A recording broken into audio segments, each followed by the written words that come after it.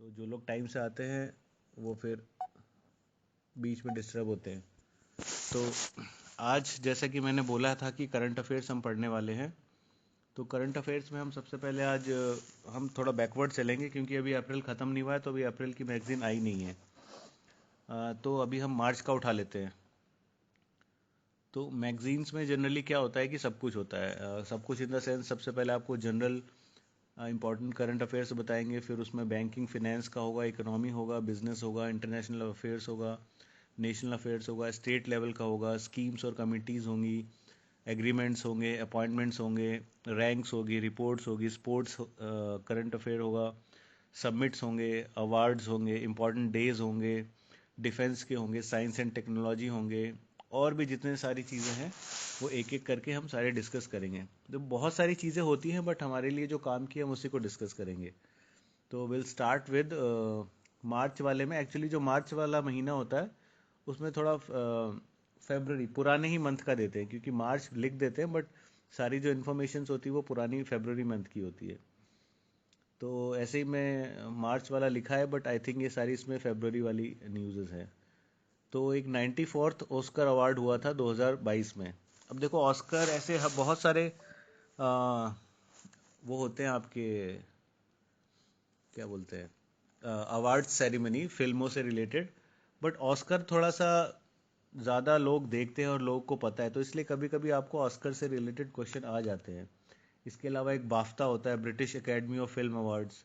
तो ऐसे बहुत सारे होते हैं, तो हम सारा डिस्कस नहीं करेंगे। ऑस्कर अवार्ड्स को डिस्कस कर लेते हैं। इसमें सिर्फ एक ही चीज़ हमें डिस्कस करना है कि एक बेस्ट फीचर फिल्म होती है और एक बेस्ट एक्टर और बेस्ट एक्ट्रेस। इसके अलावा बहुत सारे अवार्ड्स होते हैं, तो हम सब पे नहीं जाएंगे। सिर्फ हम best feature film, best actress और बेस्ट एक्टर इन्हीं को डिस्कस करेंगे। तो कोई बता सकता है इस बार का ऑस्कर अवार्ड की बेस्ट फीचर फिल्म कौन सी है, बेस्ट पिक्चर? किसी को पता है ऑप्शन दोगे तो? ऑप्शन? ऑप्शन दोगे तो बता सकते हैं। चलो मैं ऑप्शन बनाने की कोशिश करता हूँ, एक second. Good evening sir. Good evening, good evening. क्या क्वेश्चन क्या दिया हुआ है सर? सीओडीए तो नहीं है? क्या? सीओडीए। बेस्ट पिक्चर इज कोडा, yes. Please repeat the question. Question है कि इस बार का best feature film, best film कौन सी है? पता नहीं सर, नो आइडिया सर। हाँ, तो मतलब हमें बहुत सारी इन्फॉर्मेशन नहीं चाहिए। हम सिर्फ एक बेस्ट फिल्म और बेस्ट एक्ट्रेस और बेस्ट एक्टर, बस इतना ही देखेंगे, इससे ज़्यादा आपको पूछेंगे भी नहीं। वैसे आएगा तो वो भी पिक्चर का ही आता है। तो बेस्ट पिक्चर इस बार की सीओडी है, कोडा। और बेस्ट एक्टर जो है वो है विल स्मिथ। विल स्मिथ की काफ़ी सारी फिल्म्स हैं, तो विल स्मिथ हो गए बेस्ट सर, एक्टर। आप बॉलीवुड की बात कर रहे हो कहीं और की बात कर रहे हो सर? नहीं, मैं ऑस्कर की बात कर रहा हूँ। ऑस्कर की ना, वही मुझे इसमें तो कई तरह के फिल्म हैं। हाँ, कई तरह की फिल्म होती है। बेस्ट मतलब इसमें डॉक्यूमेंट्री से रिलेटेड होती है, बट जो बेस्ट पिक्चर होती है या बेस्ट फिल्म होती है वो किसी एक को ही देते हैं ना।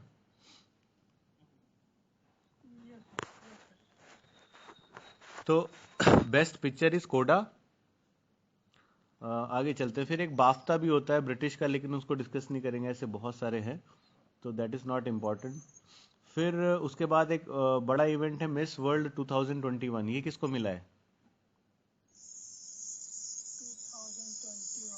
2021 मिस सर, इसकी आप ऑप्शन दे दो, मैं बता दूंगा ये।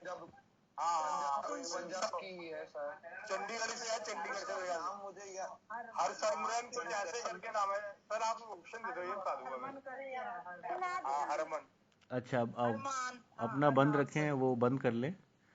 मैं सब लोग अपना माइक बंद कर ले। मैं मिस वर्ल्ड की बात कर रहा हूँ 2021। तो मिस वर्ल्ड जो है, मिस यूनिवर्स है वो तो। हाँ, मिस वर्ल्ड जो है वो पोलैंड, पोलैंड की कैरोलाइना है, कैरोलाइना बिलिसवाका, उनको मिला है।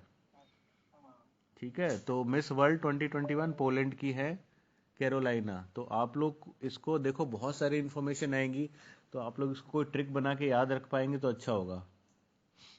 2021 पोलैंड, कैरोलाइना। फिर आते हैं हम एक एक पूरी दुनिया में सबसे रिच लोगों के लिए एक लिस्ट आती है, तो उस लिस्ट में वो है Elon Musk and SpaceX. Tesla Tesla और स्पेस एक्स के जो फाउंडर है एलन मस्क, उनको टॉप पोजीशन मिली है। ठीक है। तो हम टॉप वाला याद रखते हैं, बाकी याद नहीं रखेंगे। फिर इसके बाद है एक एक अवार्ड होता है इंडिया में जिसको बोलते हैं national water award.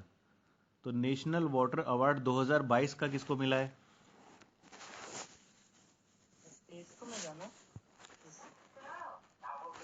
Uttar Pradesh, I think Uttar Pradesh, UP. हाँ, तो बेस्ट स्टेट जो है वो उत्तर प्रदेश है, उसको मिला है। ठीक है। ऐसे डिस्ट्रिक्ट डिस्ट्रिक्ट भी होते हैं, लेकिन हम डिस्ट्रिक्ट वगैरह पे नहीं जाएंगे। विलेज का भी होता है, अलग अलग का होता है, तो हम बेस्ट स्टेट का याद रखते हैं। तो best state is Uttar Pradesh. ठीक है। इस बार ये तीसरा नेशनल वाटर अवार्ड था। इसको कौन देता है? कौन इसको देता है? नहीं, मंत्रालय तो है, उसके अलावा देने वाला कौन बंदा होता है? किसके हाथों दिया जाता है? प्राइम मिनिस्टर होता है तो मेरे याद से। ये प्रेसिडेंट देता है। This was given by president Kovind. But sir ये शायद किसी मंत्रालय के तहत दिया जाता है ना। हाँ, वो तो मंत्रालय। अब पानी किससे रिलेटेड होगा? पानी से रिलेटेड मंत्रालय कौन सा है बताओ? Ministry of waterways. हाँ, मिनिस्ट्री ऑफ वाटर है, जल शक्ति जिसको बोलते हैं। तो ठीक है। तो सर अभी क्वेश्चन तो फिर ये भी बन सकता है कि उसके मिनिस्टर कौन है। नहीं नहीं, इतना नहीं पूछते भाई। आपको मिनिस्टर ये ऐसे तो पूछने को तो फिर पता नहीं क्या क्या पूछ लेंगे। आपको इतने सारे क्वेश्चन है उसमें, अगर यही पूछ लिया तो बहुत बड़ी बात है ना। कुछ प्रीवियस ईयर के सर हमने देखे, उसमें मतलब कहीं कहीं आ जाता है कि जैसे बिल्कुल, जल देखो मंत्रालय के लिए। किसी का अंत नहीं है क्वेश्चंस का, कुछ भी हो सकता है, बट हम कितना याद रखेंगे? तो हम उतना याद रखते हैं जितना हम याद रख सकते हैं, क्योंकि मेमोरी की भी एक सर लिमिटेशन मोस्टली होती है है। ना, अपॉइंटमेंट का एक तो क्वेश्चन होता ही है। हाँ, तो हम डिस्कस करेंगे, सब चीज़ डिस्कस करेंगे। मैंने आपको पहले बता दिया था सारा इसका कंटेंट्स कि क्या क्या होगा। तो एनीवेज, प्रेसिडेंट कोविंद को मिला है नेशनल वाटर। प्रेसिडेंट कोविंद ने national water awards best category states में यूपी को दिया है। उसके बाद प्रेसिडेंट कोविंद ने और एक पुरस्कार दिया है, नारी शक्ति पुरस्कार 2020 और 21 के लिए। और ये जनरली इंटरनेशनल वुमेन्स डे के दौरान 8 मार्च को दिया गया है। ठीक है। तो किसको मिला है? बहुत सारे लोगों को मिलता है। ऑप्शन दो तो बता सकते अब मैं आपको मतलब थ्योरी पढ़ा रहा हूँ, तो मैं क्वेश्चन प्रिपेयर करके नहीं आया हूँ कि ऑप्शंस दूँ। तो मैं ऐसे रैंडमली क्या ही नाम लूँ आपसे? ले दो सर, कोई भी टीना मीना कोई भी ले दो। चलो सुन लो। ये बहुत सारे लोगों को मिलता है। तो इस बार टोटल 2020 और 21 का दोनों का दिया गया है। तो 20 में 14 लोग को मिला है, और 2021 में मिला है, उसमें भी 14 लोगों को दिया है। तो टोटल 28 लोगों को दिया गया है। तो बहुत सारे नाम हैं, तो आई डोंट थिंक इतना सारा नाम आपसे पूछा जाएगा, बट मैं नाम बता देता हूँ। 2020 में है अनीता गुप्ता, आरती राणा, बहुत सारे हैं। तो आई डोंट थिंक इतना इम्पोर्टेंट लग रहा है ये।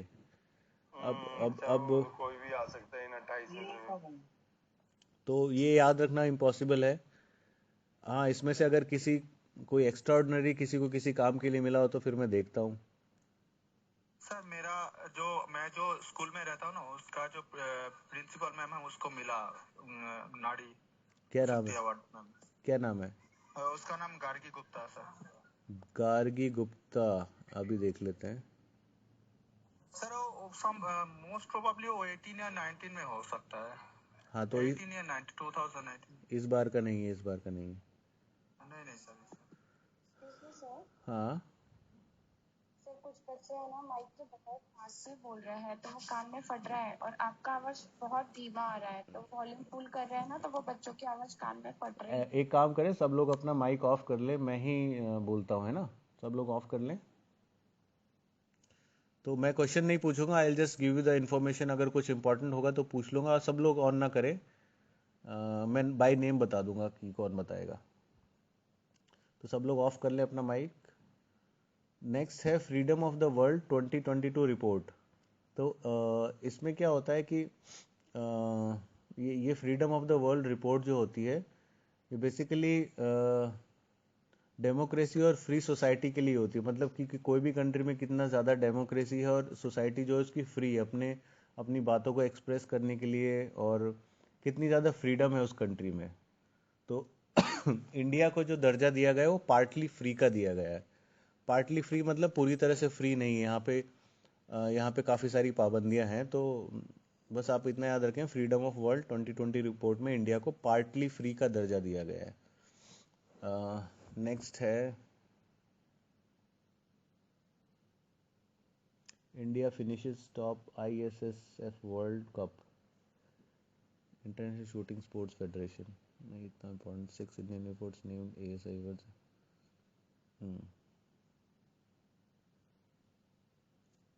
ठीक है, नीरज चोप। Hello sir. हाँ, तो मुझे क्वेश्चन पूछना था, ये स्कॉच कौन सा गेम होता है? स्कॉच अ, स्कॉच अवार्ड भी होता है, स्कॉच गेम होता है। आपने कहाँ पढ़ा ये?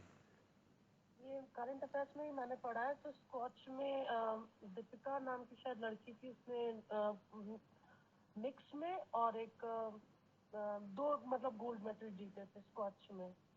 हाँ, स्कॉच गेम नहीं पता। देखो दीपिका मैडम कौन सी? और स्कॉच गेम जो, स्कॉच है। देखो स्कॉच गेम स्कॉच नहीं, स्कॉच। चेस में भी होता है। स्कॉच गेम चेस चेस से रिलेटेड होता है, आई थिंक ये। आई थिंक चेस से रिलेटेड होता है, बट फिर भी मैं कंफर्म कर लूंगा इसमें। मतलब स्कॉच गेम एक तरह का गेम होता है जो चेस में होता है। अब इसके अलावा और कोई है तो फिर मुझे देखना पड़ेगा, but mostly it is related to chess. Okay sir. अच्छा, नेक्स्ट आ जाओ। क्या कर रहे थे हम? हाँ, तो नीरज चोपड़ा, नीरज चोपड़ा आपको पता ही है, उनको sports person of the year का अवार्ड मिला है 2022 का। तो नीरज चोपड़ा ने अवार्ड जीता था।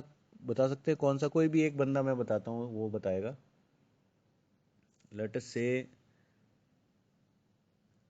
विक्रमजीत। बी फॉर ड्रॉ में जीता था वो अवार्ड। Very good. तो उनको बेस्ट, गोल्ड। हाँ, best sports person of the year का अवार्ड दिया गया है। और फीमेल के अंदर जो है वेट लिफ्टर थी जो मीराबाई चानू, जिनको सिल्वर मेडल मिला था, उनको sports person of the female का दिया गया है। तो मेल का नीरज चोपड़ा को और फीमेल का मीराबाई चानू को। मीराबाई चानू वेट लिफ्टर है। ओके। इसके अलावा एक हैप्पीनेस रिपोर्ट होती है, हर साल रिलीज करता है। तो कभी कभी ये भी पूछ सकते हैं कि हैप्पीनेस रिपोर्ट, ऐसे तो बहुत सारे रिलीज करते हैं, मगर एक यूनाइटेड नेशन का आता है, UN वर्ल्ड हैप्पीनेस रिपोर्ट। तो उसमें इंडिया को कौन सी रैंक मिली है, कोई बता सकता है? मैं बताता हूँ नाम, वही बताएगा। सब लोग ना बताएं। मनीष कुमार। पता नहीं सर, अभी याद नहीं आ रहा। अच्छा, तो इंडिया को मिली है 136 रैंक। अब ऑफ कर लें सब लोग अपना। 2021 में इंडिया 139 पोजीशन पे था। और जनरली इन सब कंट्रीज में मोस्टली जो भी टॉप रैंकर्स होते हैं ना इन अवार्ड्स में, वो सारे फिनलैंड, डेनमार्क, आइसलैंड, स्विट्जरलैंड, इधर की कंट्रीज ही होते हैं, लग्जमबर्ग। तो इसमें जो टॉप रैंक है वो फिनलैंड है। तो आप देखोगे मोस्टली इस तरह के इंडेक्सेस में या तो डेनमार्क, आइसलैंड या फिनलैंड, यही ऊपर नीचे होते रहते हैं। तो सबसे ज़्यादा खुशी देखने को मिलती है फिनलैंड में। और इंडिया को मिली है 136 रैंक। ओके, इसके बाद एक है शहीद दिवस। शहीद दिवस आप लोग को पता है किस लिए मनाया जाता है? ये मनाया जाता है 23 मार्च को।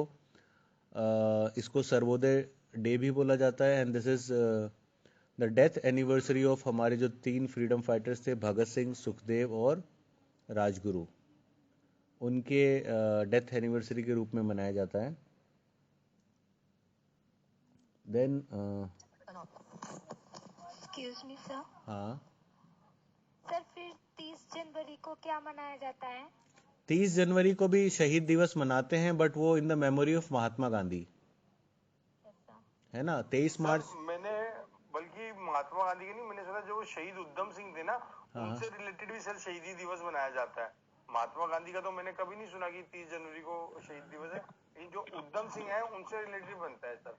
अच्छा देखो, मेरी जहाँ तक नॉलेज है उसमें 30 जनवरी को जो मार्टर्स डे हो या शहीद दिवस बोला जाता है वो महात्मा गांधी के मेमोरी पे है, और 23 मार्च को जो होता है वो भगत सिंह, सुखदेव और राजगुरु के लिए होता है। बाकी अगर आप बोल रहे हैं तो मैं एक बार कंफर्म कर लूँगा। बाकी लोग अपना माइक ऑफ कर लें।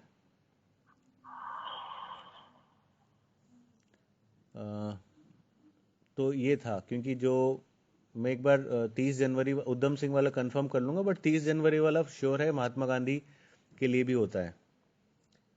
विराट कोहली ने 31 मार्च को कुछ 31 तारीख होती है, महीना याद नहीं आ रहा मेरे। हाँ 31 आई थिंक ये अक्टूबर या नवंबर, अक्टूबर होता है। क्या चीज़? उधम सिंह का जो शहीदी दिवस मनाया जाता है वो 31 तारीख होती है, लेकिन महीना मेरे को याद नहीं आ रहा। हाँ, बिकॉज 30 जनवरी को तो डेफिनेटली महात्मा गांधी, ये तो श्योर है।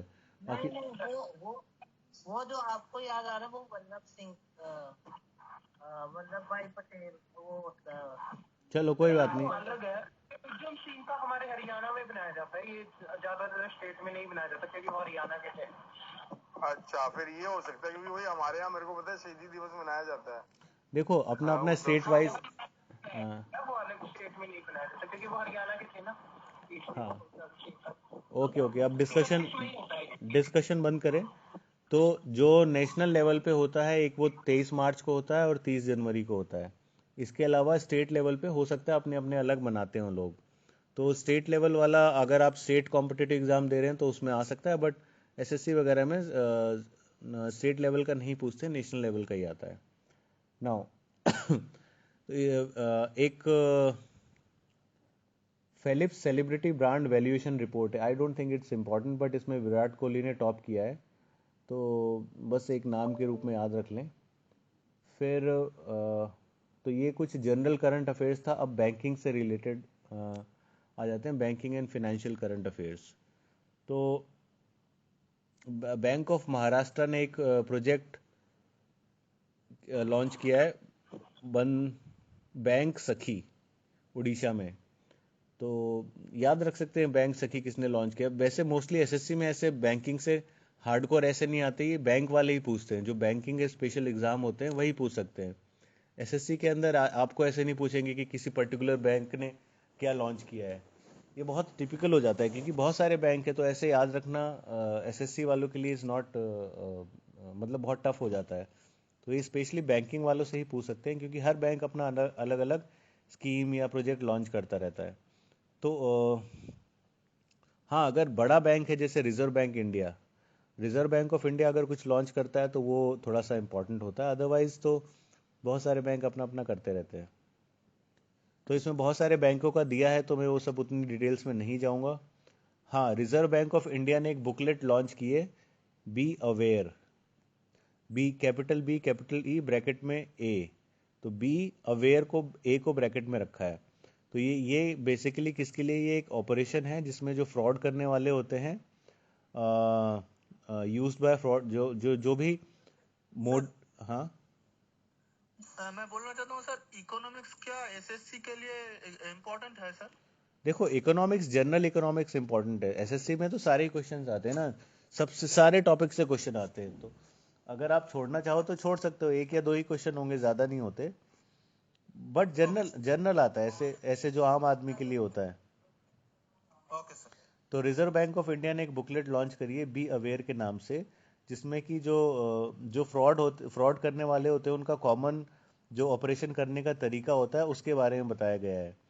तो पब्लिक अवेयरनेस के लिए बुक लॉन्च करी गई है, जिसमें कि फ्रॉड करने वाले किस किस तरीके से क्या क्या स्टेप्स लेकर के कस्टमर को बेवकूफ़ बनाते हैं। आजकल डिजिटल धोखाधड़ी बहुत ज़्यादा हो रही है, तो इसके लिए रिजर्व बैंक ऑफ इंडिया ने बी अवेयर का बुकलेट निकाला है। आफ्टर दैट और भी बहुत सारी चीज़ें हैं अलग अलग बैंकों की, तो उसमें हम नहीं जाएंगे। हम्म, और देखते हैं। हम्म, ठीक है।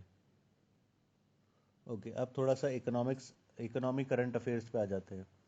इकोनॉमी में एज सच आपको कुछ कुछ चीज़ें याद रखनी है, जैसे एक होता है नेशनल स्टैटिस्टिकल ऑफिस। ये क्या निकालता है? नेशनल स्टैटिस्टिकल ऑफिस जो होता है वो क्या चीज़ रिलीज करता है?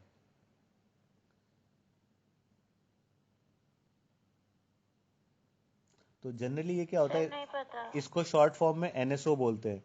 ये क्या होता है, हमारा जीडीपी की ग्रोथ रेट का प्रोजेक्शन बताता है कि इस फाइनेंशियल ईयर में कितना होगा, अगले फाइनेंशियल ईयर में कितना होने वाला है। तो ये बेसिकली प्रोजेक्शंस बताता है ग्रोथ रेट की, जीडीपी की। तो आपको ये ध्यान रखना है कि एनएसओ क्या करता है। तो एनएसओ एक इम्पॉर्टेंट चीज़ हो गई। फिर है आपका goods and services, GS. NATO की फुल फॉर्म बताना। नेटो नेशनल की। Statistical office. नेशनल स्टैटिस्टिकल मतलब स्टैटिक वाले डेटा जो होते हैं। सर हिंदी में पता है क्या आपको? हिंदी में नहीं बता पाता मैं। नेशनल मतलब अगर आप देखो तो राष्ट्रीय स्टैटिस्टिक को क्या बोलते हैं पता नहीं। ऑफिस तो ऑफिस होते हैं का, राष्ट्रीय कार्यालय। अब व्हाट इज स्टैटिस्टिकल सर ये सांख्यिकी है। सांख्यिकी, हाँ, राष्ट्रीय सांख्यिकी ऑफिस, ठीक, कार्यालय। Yes sir. Okay, then inflation और कुछ नहीं है।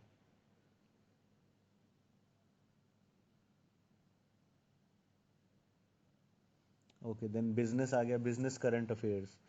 तो बिजनेस में भी हम इन्हें, ये स्पेशली इसमें बिजनेस में क्या होता है कि Adani group, Tata Motors, Hero Motors, Paytm, इन सब के बारे में बात होती है। तो ऐसे नहीं पूछते, फिर भी मैं देख लेता हूँ कुछ इम्पोर्टेंट है तो।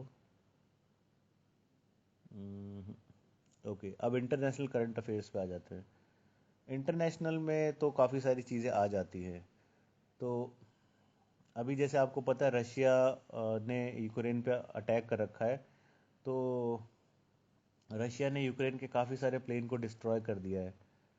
हम्म, तो उनका एक एक प्लेन है, लेकिन खैर ये भी इतना इम्पोर्टेंट नहीं है। इसमें मैं देखता हूँ, Japan, India, not important. China, Canada. Sir मैं क्वेश्चन पूछना चाहती हूँ। पूछो। रशिया ने यूक्रेन पर क्यों हमला किया? ये पूरा हम डिटेल में डिस्कस कर लेंगे, क्यों हमला किया। ये एक लाइन का आंसर नहीं है, एक लाइन का आंसर नहीं है ये।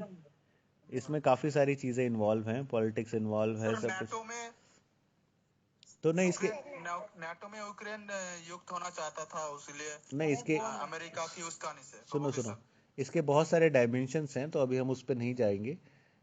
कभी एक हम पिछले डिस्कस करेंगे तो इसके बारे में कर लेंगे, तो अभी इस पे नहीं जा रहे। अभी आज हमें 50-60 पेज है, वी हैव टू फिनिश। एक महीने का तो आज करना ही है ना, तो let us try to finish. Okay sir.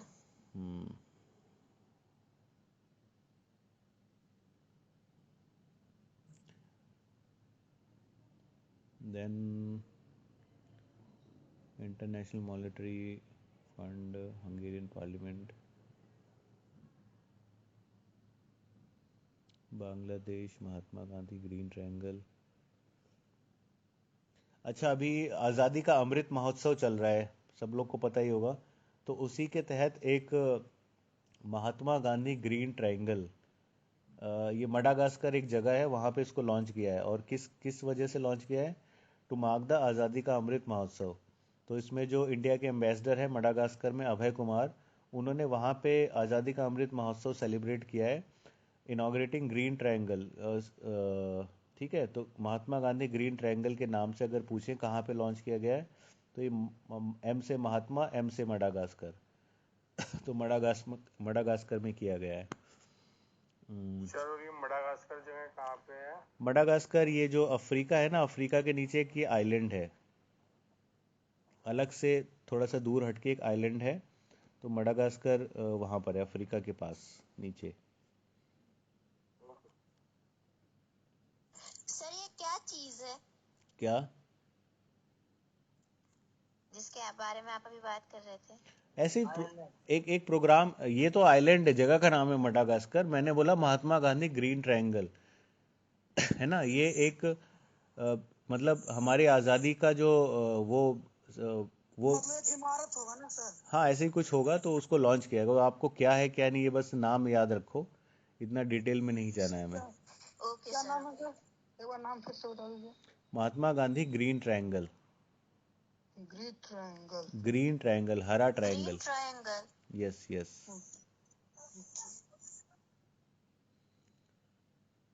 Okay. Abhay Kumar है ना इसके वो ब्रांड एम्बेसडर? अभय कुमार, हाँ। ओके, अभी आ जाते हैं नेशनल करंट अफेयर्स पे। अभी एक ऑपरेशन, आपको कभी कभी मिलिट्री से रिलेटेड ऑपरेशन आ जाते हैं, तो व्हाट इज ऑपरेशन गंगा? ये यूक्रेन से वापस लाने के लिए। हमारे इंडियन लोगों को वापस लाया था। Very good very good. एक तो करके बोलिए। हाँ हाँ ठीक है, बस समझ में आ गया। तो गवर्नमेंट ऑफ इंडिया ने जो इवैक्यूएशन मिशन लॉन्च किया गया था, उसी का नाम है ऑपरेशन गंगा, यूक्रेन से इंडियंस को इवैक्यूएट करने के लिए। फिर एक मिनिस्ट्री ऑफ एजुकेशन ने एक कैंपेन लॉन्च किया है, भाषा सर्टिफिकेट सेल्फी। तो इस कैंपेन का एम है कि प्रमोट करना भाषा संगम को, मतलब एक भारत श्रेष्ठ भारत के अंदर, टू इनकरेज कल्चरल डाइवर्सिटी, और जो हम इतने सारी भाषाएं बोलते हैं उसको बढ़ावा देना। तो नाम है भाषा सर्टिफिकेट सेल्फी। कुछ नहीं है, एक ऐप है भाषा संगम मोबाइल ऐप, उसको डाउनलोड करेंगे और आई थिंक उसमें आप कुछ कुछ डालेंगे। जो जो भी यूज़र्स होते हैं वो कुछ 100 सेंटेंस में अपना डेली यूज़ जो भी भाषा बोलते हैं उसमें जो भी भाषा नहीं, जो इंडिया में शेड्यूल्ड लैंग्वेज है। कितनी लैंग्वेज शेड्यूल्ड है इंडिया के कॉन्स्टिट्यूशन में? हाँ वेरी गुड। तो इन 22 भाषाओं में से किसी एक भाषा में 100 सेंटेंस बोल करके ऐप पे डालना है, तो ये है। सो कुल मिला के ये है इस पूरे कैंपेन में, भाषा सर्टिफिकेट सेल्फी। तो इसको किसने लॉन्च किया है? तो मिनिस्ट्री ऑफ एजुकेशन ने। देन अगला है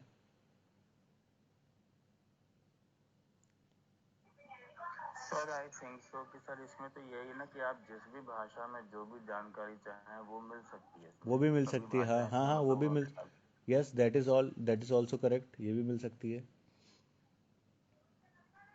जी।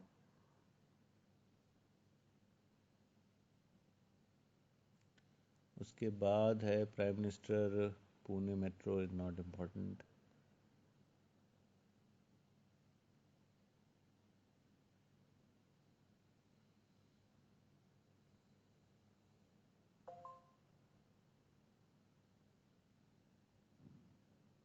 Narendra Modi has world has a global centre, नहीं। राष्ट्र, अच्छा, एक है राष्ट्रीय रक्षा यूनिवर्सिटी। तो ये यूनिवर्सिटी लॉन्च की गई है, कोई बता सकता है कहाँ पे लॉन्च की गई है राष्ट्रीय रक्षा यूनिवर्सिटी? नहीं, not in Lucknow. Sir Ladakh. नहीं, चलो मैं बताता हूँ। इसको लॉन्च किया गया गुजरात के गांधीनगर में। ठीक है, राष्ट्रीय रक्षा यूनिवर्सिटी, RRU, ध्यान रखना, गुजरात। कहाँ सर? गुजरात कौन से नगर में sir? Gandhinagar. Gandhinagar. Yes sir. अच्छा, इंडिया का पहला artificial intelligence and robotics technology park, जिसको बोलते हैं ART, आर्ट पार्क, ये कहाँ पे लॉन्च किया गया है?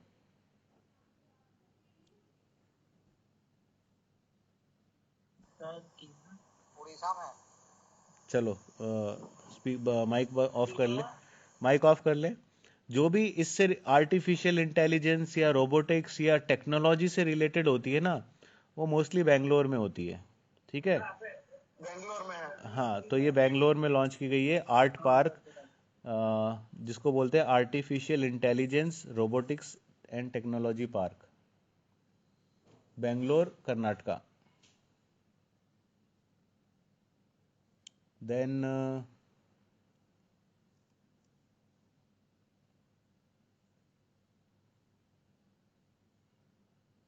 ठीक है, तो ये था हमारा नेशनल। अब स्टेट का करंट अफेयर्स इतना इम्पोर्टेंट नहीं है, फिर भी मैं देखते देखते चलता हूँ जल्दी जल्दी। अगर कुछ काम की चीज़ होगी तो मैं बताता हूँ। स्टेट के करंट अफेयर से जनरली नहीं आते हैं क्वेश्चंस, बिकॉज हर स्टेट अपने अपने अंदर अलग अलग चीज़ करता रहता है। तो हाँ ठीक है, नेक्स्ट आ जाते हैं स्कीम्स एंड कमिटीज़। यहाँ से आपको कोई ना कोई क्वेश्चन ज़रूर मिलता है। तो बहुत सारी स्कीम्स और कमिटीज़ बनाती हैं। तो एक स्कीम है समर्थ। तो समर्थ से आप लोग क्या समझते हैं? मैं बताता हूँ, वही बताएगा, सारे लोग ना बोले। तो अभिषेक भाटिया बताएंगे। समर्थ अगर आपको पूछेंगे तो आप क्या, आपके दिमाग में कौन सी मिनिस्ट्री आएगी? अभिषेक भाटिया। मतलब किसी काम को करने में समर्थ या सक्षम होना। तो कौन सी मिनिस्ट्री आनी चाहिए? इसमें मिनिस्ट्री आनी चाहिए तो डिफेंस। डिफेंस कहाँ से आ जाएगा? डिफेंस तो जनरली मिसाइल्स और ये सब बनाने में आती है। सर वित्त योजना योजना चलो मैं बताता हूँ, लेबर या एम्पावरमेंट वगैरह। मैं बताता हूँ। चलो चलो बंद करें सब लोग अपना। तो ये एक्चुअली क्या है? Special entrepreneurship promotion drive for women. Women को एंटरप्रेन्योरशिप बढ़ाने के लिए समर्थ नाम का वो लॉन्च किया गया है। तो वुमेन से रिलेटेड ये जो स्पेशल चीज लॉन्च की गई है, तो ये basically skill development and market development के लिए। तो स्किल डेवलपमेंट वाली इंडस्ट्री कौन सी है? Ministry of micro small and medium enterprises, MSME. तो एमएसएमई ने लॉन्च किया गया समर्थ, जो कि बेसिकली वुमेन्स को एंटरप्रेन्योरशिप बढ़ाने के लिए किया गया है। उसके बाद है प्रधानमंत्री श्रम योगी मान धन, not important. NITI Aayog, Atal innovation mission, अटल, अच्छा ये अटल इनोवेशन मिशन AIM, ये नीति आयोग का है, ये ध्यान रखना, कई बार डायरेक्टली पूछ लेते हैं।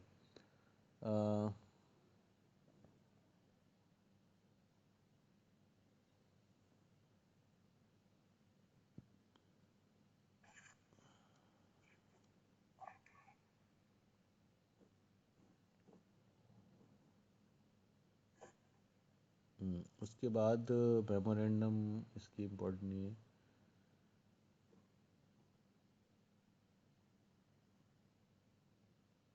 IIT Madras, not important. Appointment देख लेते हैं किसी।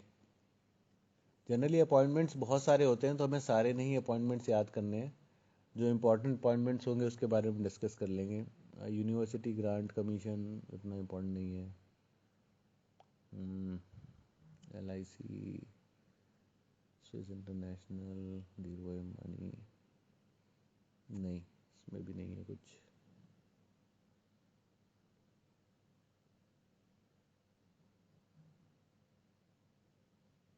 ठीक है, रैंक्स एंड रिपोर्ट्स एक नेशनल जेंडर इंडेक्स है। नेशनल जेंडर इंडेक्स मतलब हमारे नेशन में जेंडर रेशियो कितना है, फीमेल और मेल का रेशियो कितना है। तो ये निकालता है नीति आयोग। तो ध्यान रखना है, इसको नीति आयोग निकालता है। अभी ये शायद प्रोग्रेस में है, तो अभी निकाला नहीं है इन्होंने। तो national gender index NITI Aayog निकालता है।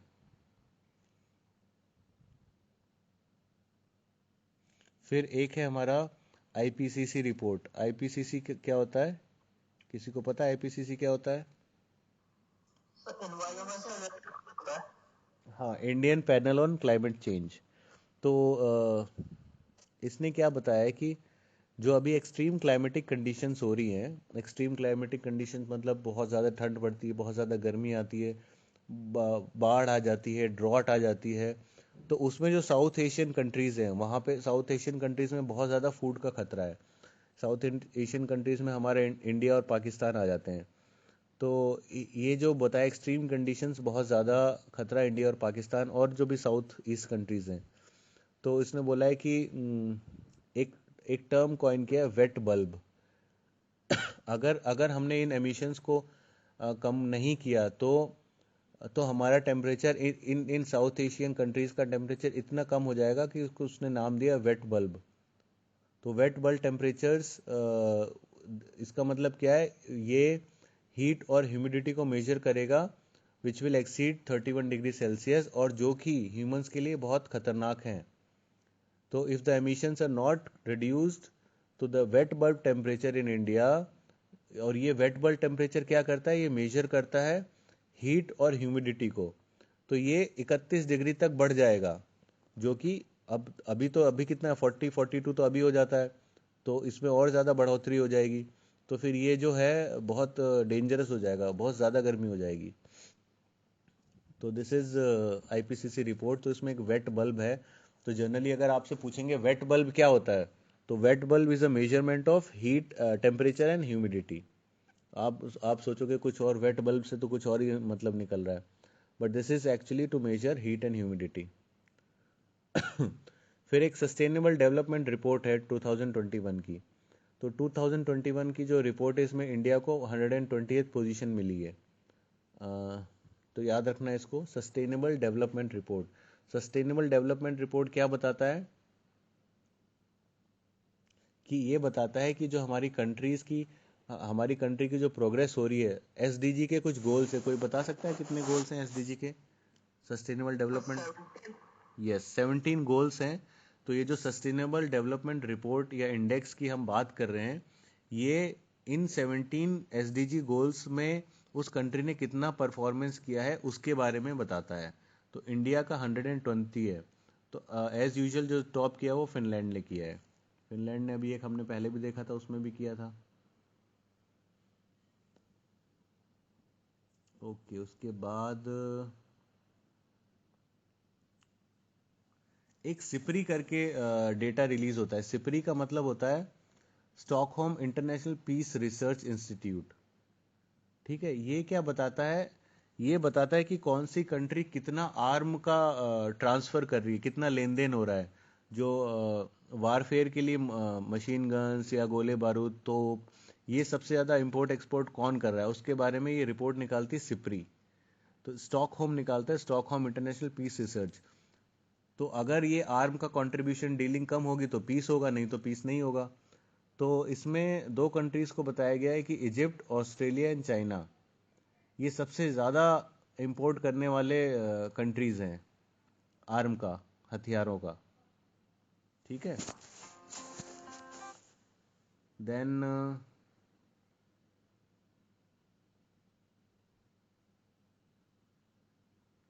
उसके बाद आ जाओ,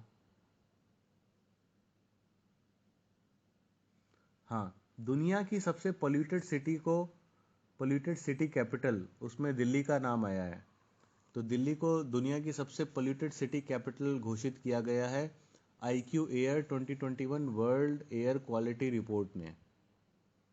तो न्यू दिल्ली के बाद बांग्लादेश का ढाका है। तो ध्यान रखना, ये अभी लेटेस्ट है तो ये आ सकता है। IQAir's 2021 world air quality report. ठीक है, पीटी में शायद शंघाई सर 2020 का शायद उसमें गाजियाबाद है ना? पहले के भिवाड़ी जो है वो most polluted city in India है। उसके बाद गाजियाबाद, दिल्ली एंड जौनपुर है। मगर हम बात कर रहे हैं कैपिटल सिटी की। पूरी दुनिया में जितनी कैपिटल सिटीज है उसमें दिल्ली नंबर 1 पे है। अगर आप वैसे ओवरऑल इंडिया में देखोगे तो उसमें भिवाड़ी है, भिवाड़ी जो राजस्थान में आता है। नहीं, वैसे दुनिया की सिटीज में शंघाई है शायद। वैसे दुनिया की सिटीज में हम कैपिटल सिटी की बात कर रहे हैं। वैसे वैसे देखना पड़ेगा, इसमें लिखा नहीं है वैसे। ठीक है, फिर आ जाते हैं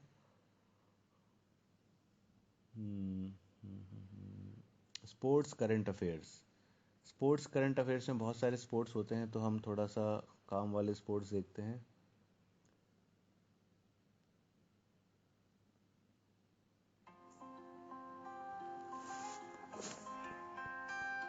एक second, just a second, call आ रहा है। हेलो, हेलो, हाँ नमस्कार मैम। हाँ जी, नमस्कार मैम। आवाज आ रही है? हेलो।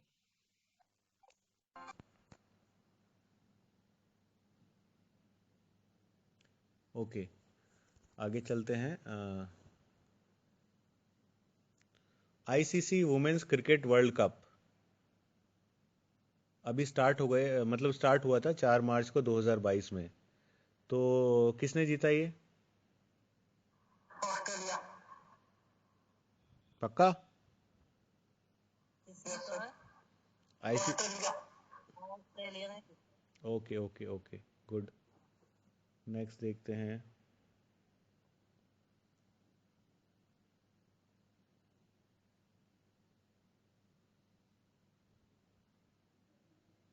एक हमारी इंडिया ने वो ऑर्गेनाइज किया था खेल महाकुंभ, ठीक है? तो ये इस बार स्टार्ट हुआ था सरदार पटेल स्टेडियम, अहमदाबाद में, अहमदाबाद में, ठीक है? अ, इसके अलावा है फिर, सर वो स्टेडियम का तो नाम बदल गया सर, नरेंद्र मोदी स्टेडियम। हाँ नरेंद्र मोदी स्टेडियम हो गया है, मगर फिर भी इसमें सरदार पटेल स्टेडियम क्यों लिखा हुआ आ रहा है? सरदार।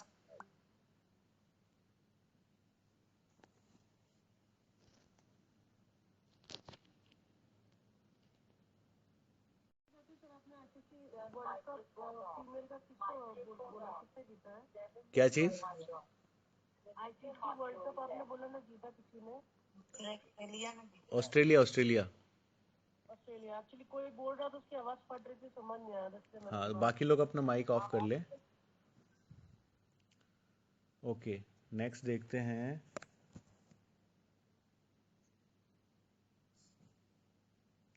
लक्ष्य सेन, जरूरत नहीं है। समिट्स एंड कॉन्फ्रेंसेस, इसमें देखते हैं कोई इंटरेस्टिंग समिट, इंपॉर्टेंट समिट। ये लक्ष्य सेन तो इम्पोर्टेंट है सर, वो जीता है। क्या?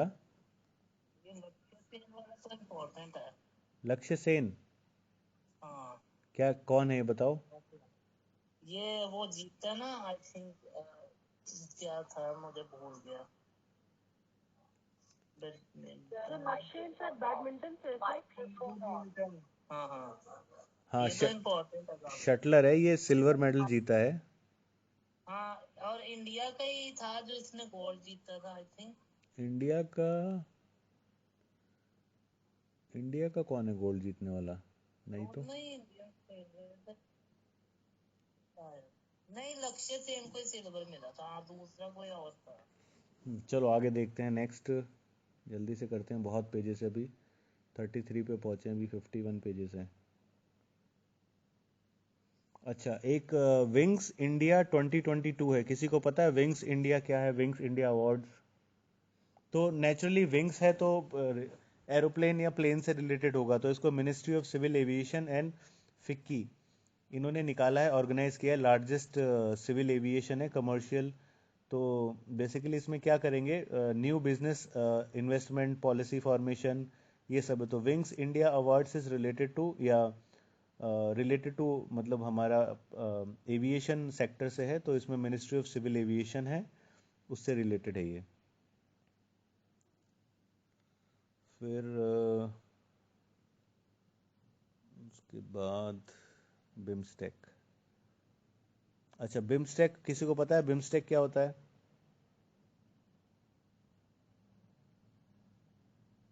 तो BIMSTEC is an bay of Bengal का रिसर्च एंड टेक्नोलॉजी का। हाँ, bay of Bengal multi sectoral technical and economic cooperation summit. तो ये हर साल ही होता है। इसमें आपको पूछ सकते हैं कि इसके मेंबर्स कौन कौन हैं, तो कोई बता सकता है बिम्स्टेक के मेंबर्स कौन कौन है?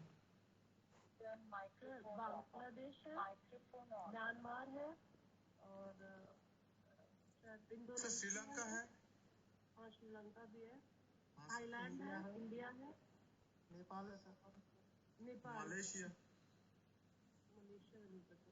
चलो मैं बताता हूँ आपको। इंडोनेशिया भी है।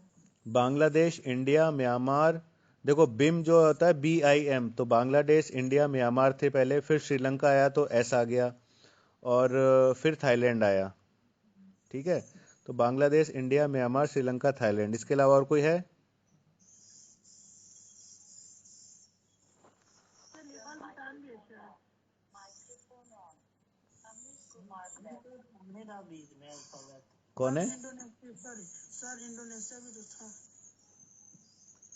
7 south Asian and south east Asian countries हैं, तो 7 मैंने कितने नाम बताए आपको? 1 2 3 4 5, 5 बताए हैं। और कौन से 2 हैं? टी तक बताया। मैंने बताया बांग्लादेश, देखो पहले BIM बताया, बांग्लादेश इंडिया म्यांमार, फिर श्रीलंका आया, फिर थाईलैंड आया। उसके अलावा उसमें भूटान और नेपाल भी हैं। 2 बी से हैं, Bangladesh, Bhutan, India, Myanmar, Nepal, Sri Lanka, Thailand, तो 7 कंट्रीज हैं टोटल, तो ध्यान रखना। तो बेसिकली ये 7 इंडिया के आसपास की हैं, है ना, और इसमें इंडिया ही मेन लीडर है, क्योंकि इन सारी में इंडिया ही लीडर है। बाकी सारी तो अभी बहुत पुअर, मतलब वैसी कंट्रीज नहीं है ना। ओके, फिर आ जाते हैं अवार्ड्स पे। तो अवार्ड्स पे देखते हैं कौन कौन से हैं। National Mission for Clean Ganga, this is नहीं, इतना इंपॉर्टेंट नहीं है। नेशनल मिनरल डेवलपमेंट कॉर्पोरेशन, कोई खास अवार्ड नहीं है इसमें।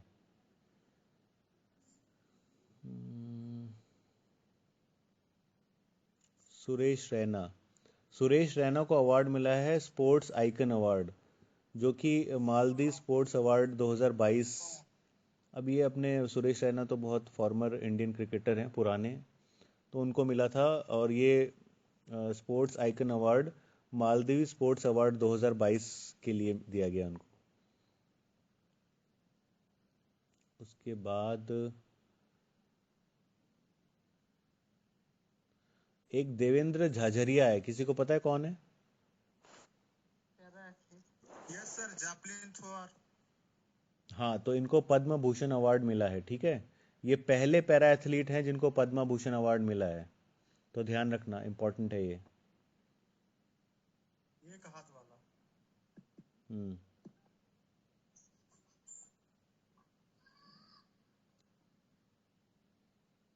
हमारा छत्रपति शिवाजी महाराज इंटरनेशनल एयरपोर्ट जो है, इसने जीता है एविएशन सस्टेनेबिलिटी एंड एनवायरनमेंट 2022 का अवार्ड, क्योंकि इसने बहुत सारी ग्रीनरी, मतलब ग्रीन प्रैक्टिसेस की वजह से तो पॉल्यूशन कम किया है। इस वजह से छत्रपति शिवाजी महाराज इंटरनेशनल एयरपोर्ट को एविएशन सस्टेनेबिलिटी एंड एनवायरनमेंट का अवार्ड मिला है। फिर है, सर इसको किसी और नाम से भी बुलाते हैं ना सर, एक बार थोड़ा सा क्लियर करवा दीजिए। किसको? सर यही जो अब छत्रपति शिवाजी जो ये इंटरनेशनल एयरपोर्ट है, इसका एक नाम और भी है, उस नाम से भी इसको बुलाते हैं। एक नाम और तो मुझे ध्यान नहीं आ रहा है अभी। आई थिंक तो शायद ये उदयपुर में है शायद ये सर। छत्रपति ये तो मुंबई में है ना। शिवाजी, छत्रपति शिवाजी जो टर्मिनल है उदयपुर नहीं, मुंबई में है। सर वो शायद, हाँ ठीक है, वो शायद उदयपुर में था, वो उसका नाम कुछ और भी था, मैं अभी कल परसों ही देख रहा था। नहीं, शिवाजी महाराज मुंबई से रिलेटेड है, तो ओके। फिर आ जाओ इधर। दीपिका पादुकोणे को टाइम्स 100 इम्पैक्ट 2022 के लिए अवार्ड किया गया है, टाइम 100 इम्पैक्ट अवार्ड लिस्ट। किस कारण, क्यों ऐसा बोला जाता है कि दीपिका पादुकोणे बहुत ज़्यादा डिप्रेस थी, तो ये जो अवार्ड दिया जाता है मेंटल हेल्थ स्ट्रगल और उससे उभरने के लिए दिया गया है। तो time 100 impact award list, Deepika Padukone. उसके बाद और देखते हैं इम्पॉर्टेंट डेज में देखते हैं कौन सा इम्पॉर्टेंट है। ज़ीरो डिस्क्रिमिनेशन डे 1 मार्च को मनाया जाता है। ठीक है, इसमें क्या करते हैं, क्या होगा ज़ीरो, तो ज़ीरो डिस्क्रिमिनेशन मतलब इसमें हम right to equality, inclusion and protection of all people without discrimination, इसके बारे में बात करते हैं। तो ज़ीरो डिस्क्रिमिनेशन डे 1 मार्च को मनाया जाता है। वर्ल्ड वुमेन डे कब मनाया जाता है? ठीक है, तो याद रखना 1 मार्च को जीरो डिस्क्रिमिनेशन डे, 8 मार्च को वुमेन्स वर्ल्ड डे, और 23 मार्च को शहीद दिवस। हाँ शहीद दिवस। हाँ, उसके अलावा एक और होता है, वाटर डे होता है शायद। नहीं वो तो 22 मार्च, वो 22 मार्च को। हाँ 22 मार्च को, 22 मार्च को वाटर डे होता है, ठीक है, तो वो भी ध्यान रखना। मार्च में 3 आ गए। फिर उसके बाद नेक्स्ट है फरवरी में भी आता है वर्ल्ड कैंसर डे, 4 फरवरी को। नहीं, ऐसे अभी तो हम मार्च का पढ़ रहे हैं, तो मार्च में देखते हैं। उसके अलावा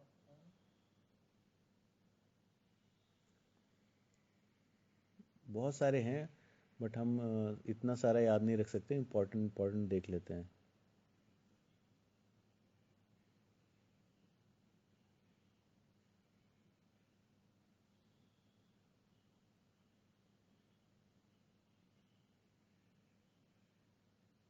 ग्लोबल रिसाइकलिंग, इंटेंशनली हैप्पीनेस,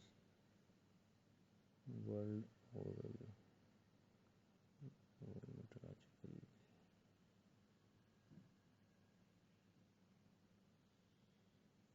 अच्छा, एक टीबी आजकल बहुत चला हुआ है, वर्ल्ड ट्यूबरक्लोसिस डे। तो वर्ल्ड ट्यूबरक्लोसिस डे 24 मार्च को मनाया जाता है। तो देखो, जो भी ये डेज होते हैं ना, उनको एक पर्टिकुलर थीम दे दिया जाता है। तो टीबी डे 2022 का थीम है invest to end TB and save lives. तो ये थीम से रिलेटेड क्वेश्चन भी पूछ लेते हैं। तो हमें टीबी को एलिमिनेट करना है, और इसके लिए हम इन्वेस्ट करेंगे टीबी के अंदर, ख़त्म करने के लिए इन्वेस्ट टू एंड टीबी, और ज़िंदगियां बचाएंगे। तो ये 24 मार्च को वर्ल्ड ट्यूबरक्लोसिस डे मनाते हैं। आफ्टर दैट ठीक है, डिफेंस से रिलेटेड करंट अफेयर्स देख लेते हैं। अच्छा, ये बायलेटरल एक्सरसाइजेज होती हैं इंडिया और बहुत सारी कंट्रीज की। तो एक बायलेटरल एक्सरसाइज है स्लाइनेक्स। कोई बता सकता है स्लाइनेक्स किस किस के बीच होती है? तो आप ना इनके नामों से पकड़ लेना। स्लाइनेक्स मतलब SL, Sri Lanka India. Yes, Sri Lanka and India. और ये एक नेवल एक्सरसाइज है, नेवल एक्सरसाइज, ठीक है। तो नेवल एक्सरसाइज है, तो ये कहाँ पे होगी?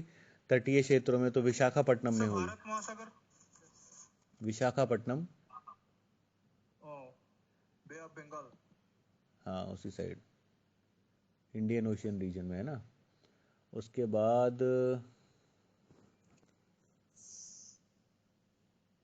एक और एक्सरसाइज होती है लामितीय, लामितीय 2022। ये किसके बीच में हुई? सेशल्स के साथ। Yes, Indian army, Seychelles. Indian army and Seychelles. तो ये हुई, इसको बोलते हैं लामितीय। सर एक बार सेशल्स की स्पेलिंग कंफर्म करा देंगे। सेशल्स की स्पेलिंग होती है SEYCHELLES, सेशल्स। ELLES। और एक एक्सरसाइज है एक्स दस्तलिंक, S दस्तलिक। उज्बेकिस्तान से। हाँ, तो ये इंडिया उज्बेकिस्तान के बीच में होती है। तो एक्स हो गया आपका एक्सरसाइज, और उस 10 है ना, 10, तो डी तो साइलेंट है, उज्बेकिस्तान हो गया, उज्बेकिस्तान, और इंडिया हो गया। तो ये उत्तराखंड में हुई है इस बार, आर्मी की एक्सरसाइज है। उसके अलावा और देखते हैं,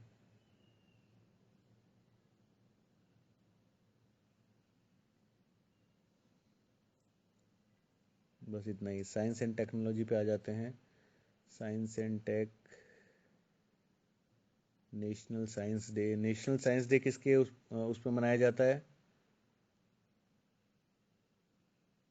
कोई बता सकता है नेशनल साइंस डे क्यों मनाते हैं? वो उनका बर्थडे होता है, क्या था? किन का बर्थडे?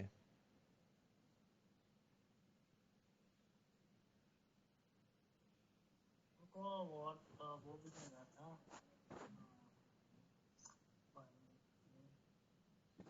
बताओ, किसी को नहीं पता? रमन अफेक्ट हुआ था ना।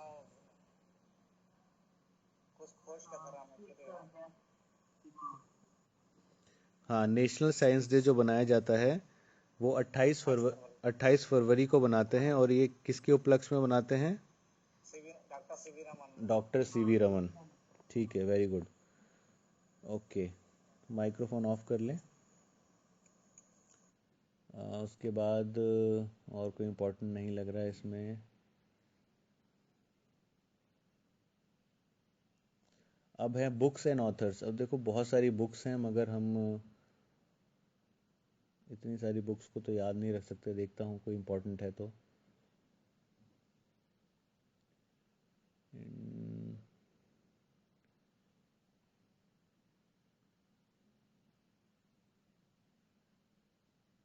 बहुत सारी बुक्स हैं भाई।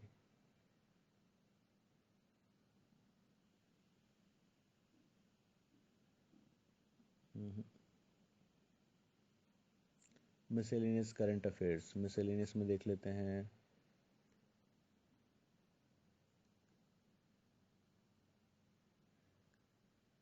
अच्छा, उज्जैन जो मध्य प्रदेश में है उसने गिनीज वर्ल्ड रिकॉर्ड बनाया है। किस लिए बनाया है उसने? 11.71 लाख मिट्टी के दिए जलाए हैं। ठीक है, तो उज्जैन जो लखनऊ का रिकॉर्ड तोड़ दिया। हाँ, शिव ज्योति अर्पण महोत्सव में इतने दिए जलाए और गिनीज बुक में नाम दर्ज करा लिया है। उसके बाद कितना जलाया था? मिट्टी के दिए कितने जलाए थे? 11, आपसे डेटा नहीं पूछे, 11.71 लाख। दिल्ली गवर्नमेंट ने एक ईवी मतलब माई इलेक्ट्रिक व्हीकल पोर्टल लॉन्च किया है। तो आने वाले टाइम में दिल्ली जो है वो मेरे ख्याल से इलेक्ट्रॉनिक व्हीकल्स को ज़्यादा लॉन्च कर देगा, और ये जो डीजल पेट्रोल है ये सब बंद हो जाएंगी कुछ आने वाले सालों में। बिकॉज दिल्ली में हर साल पोल्यूशन बहुत ज़्यादा बढ़ता है, तो मोस्ट प्रोबेबली ये इलेक्ट्रॉनिक व्हीकल में स्विच कर देंगे इसको। एनीवेज, तो और देखते हैं।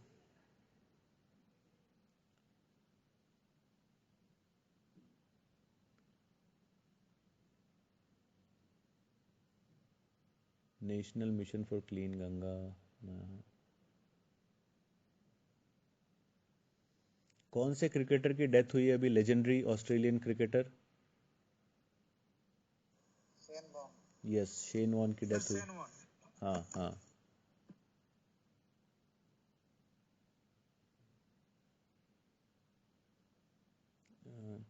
ठीक है, ये हो गया।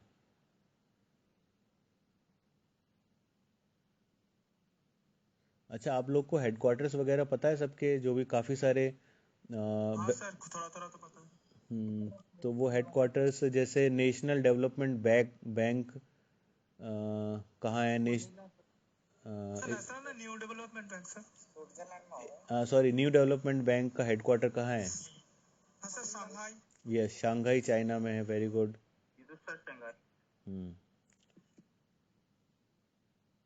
वर्ल्ड वाइल्ड लाइफ फंड का हेडक्वार्टर कहाँ है? WWF।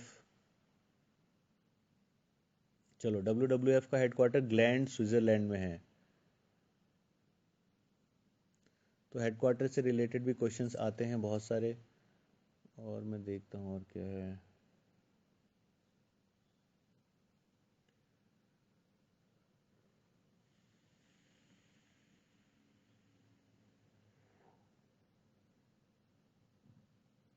वर्ल्ड बैंक का प्रेसिडेंट है David Malpass. World bank president is David Malpass. Ajanta caves कहाँ है? अजंता केव्स। सर महाराष्ट्र में सर। अच्छा, यूनेस्को वर्ल्ड हेरिटेज साइट में इंडिया की कितनी लोकेशंस हैं? इंडिया की कितनी लिस्ट हैं? 47, 49। 47 है। 49 हो गई शायद। 49 या 40 में से दोनों में से 2022 में भी कुछ ऐड हुई है क्या? हाँ सर, तेलंगाना का एक टेम्पल ऐड हुआ है। तेलंगाना का टेम्पल काकातिया रुद्रेश्वर रमप्पा टेम्पल। मेरे पास जो लिस्ट है उसमें 2021 तक 40 है। हो सर 40 ही हो सकता है, क्योंकि हम लोग को थोड़ा कंफ्यूजन होता है वो रामसर साइट और नहीं ये लेकर है। तो और रामसर साइट शायद 47 होगा। हाँ ये दोनों में कंफ्यूजन होता है तो इसीलिए वो सब यूनेस्को, अच्छा ठीक है, यूनेस्को वर्ल्ड हेरिटेज साइट्स जो हैं वो 40 हैं।